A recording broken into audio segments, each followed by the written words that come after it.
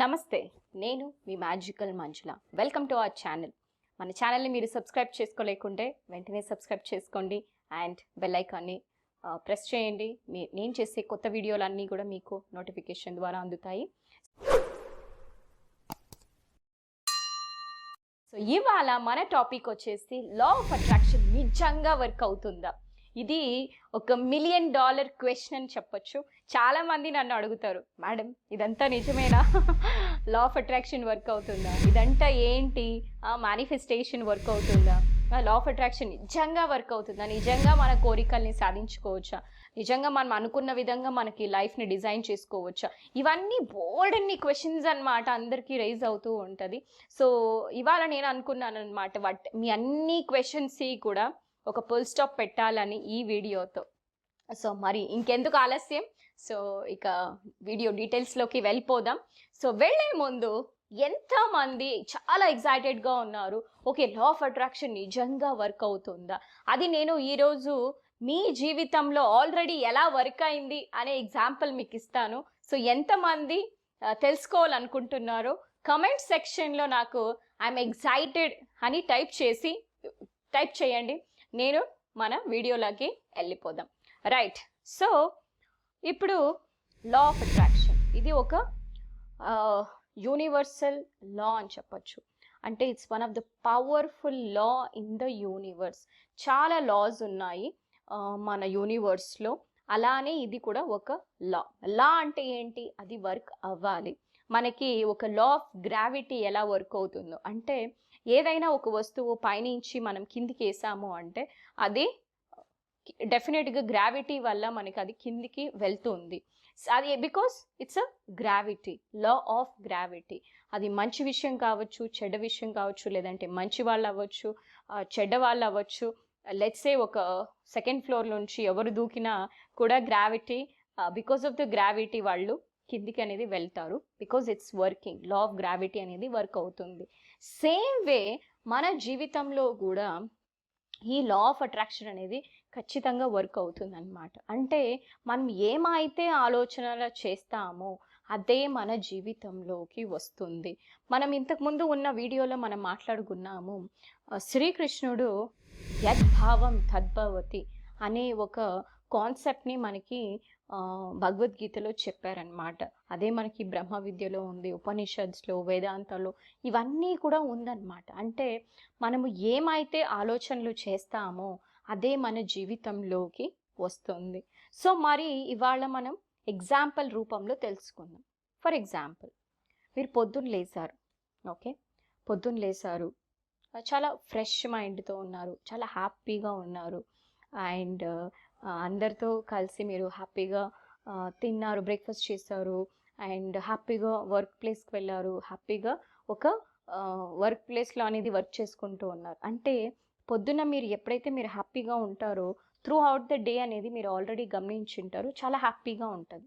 కానీ అన్ని రోజులు ఒకే విధంగా ఉండదు కదా. ఒక్కొక్కసారి ఏమవుతుంది అంటే మేబీ మనకి ముందు రోజు ఎక్కడో ఒక గొడవ ఉంటుంది. మేబీ ఒక ఆఫీస్లో బాస్ దగ్గర, లేదంటే కొలీగ్స్ దగ్గర ఏదో గొడవ ఉంటుంది, లేదా ఫ్యామిలీలో ఏదో గొడవ ఉంటుంది.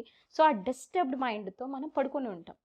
సో డిస్టర్బ్ మైండ్తో పడుకొని ఉన్నప్పుడు ఎలా ఉంటుంది అంటే మన స్లీప్ డిస్టర్బ్గానే ఉంటుంది. ఎర్లీ మార్నింగ్ మనం లేచినప్పుడు కూడా చాలా డిస్టర్బ్డ్గా, కొంచెం ఫ్రస్ట్రేటెడ్గా, ఇరిటేటెడ్గా ఉంటుంది.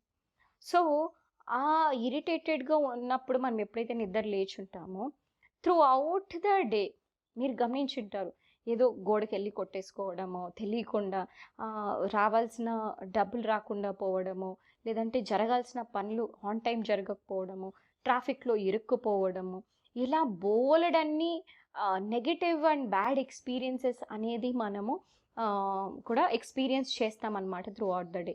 అంటే ఏమి అంటే మీరు పొద్దున్న మీ ఆలోచనలు, మీ వైబ్రేషను ఎలా అయితే ఉంటుందో అదే విధంగా మీరు మీ రోజంతా కూడా ఎక్స్పీరియన్స్ చేసి ఉంటారు. నిజమా కాదా?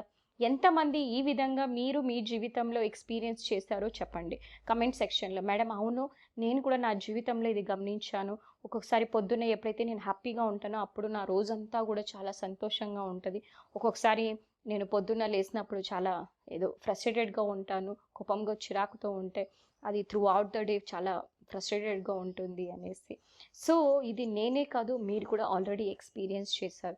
అంటే ఇక్కడ ఏంటి, ఇక్కడ ఆల్రెడీ లా ఆఫ్ అట్రాక్షన్ అనేది మీ నిజ జీవితంలో జరిగింది, అంటే మీకు తెలియకుండా జరిగింది. సో సేమ్ వే ఇప్పుడు మనము, అంటే ఏంటి, లా ఆఫ్ అట్రాక్షన్ అనేది మీకు తెలిసినా వర్క్ అవుతుంది, తెలియకపోయినా వర్క్ అవుతుంది. ఇప్పుడు లా ఆఫ్ గ్రావిటీ అనేది మీకు దాని గురించి తెలిసినా వర్క్ అవుతుంది, తెలియకపోయినా వర్క్ అవుతుంది. ఎందుకు అంటే అది it's a law. Same way మన జీవితంలో ఇప్పుడు తెలియకుండా ఇన్ని కష్టాలు పడే బదులు మనం దాన్ని మాస్టర్ చేసాము అంటే మన జీవితం ఎంత అద్భుతంగా ఉంటుంది, అత్యద్భుతంగా ఉంటుంది.